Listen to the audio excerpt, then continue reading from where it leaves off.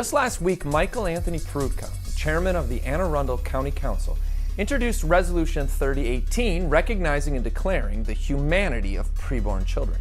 The resolution urged the citizens of Anne Arundel County to take all appropriate actions to prevent cruel and inhumane treatment of all human beings, including preborn children, as well as to promote and defend the dignity of all human beings within Anne Arundel County. When presented with a resolution acknowledging and declaring that children in the womb are human beings, the council voted 4-3 against.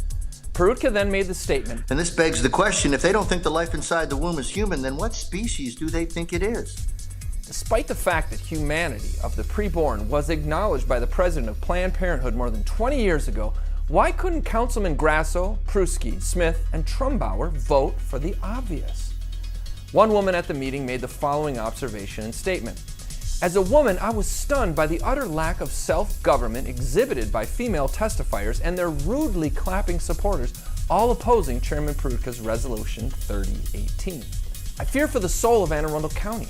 In that moment, we indeed moved from a culture of life to a culture of death.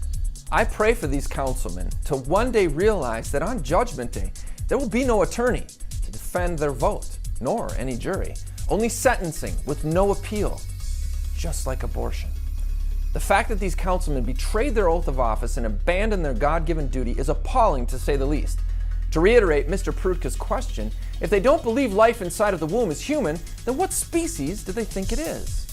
When investigators enter a crime scene, they look for evidence of DNA, a strand of hair or a sample of blood, to prove a person was at the location. Now, this information can be used in a court of law to link a person to a crime because the DNA of each person is never found in any other person. And science has proven the DNA of each person is established at conception and reproduced in every cell thereafter. This means that if the DNA of one cell can prove a specific person was present at the crime scene, then the DNA in one cell can prove a specific person is present in the womb. Moreover, since the DNA of each person is unique, we know that the DNA of a baby is different from the DNA of the mother. At no time is the baby part of the mother's body. Instead, each person starts life as a delicate new creation in need of their mother's body for protection and nourishment in order to grow until he or she is strong enough to survive outside of the womb. So every person is a masterpiece, a one-of-a-kind treasure created for a purpose, to fulfill a mission. When a person is killed in the womb, then that purpose, that mission, is murdered. And the world experiences a loss which can never be recovered.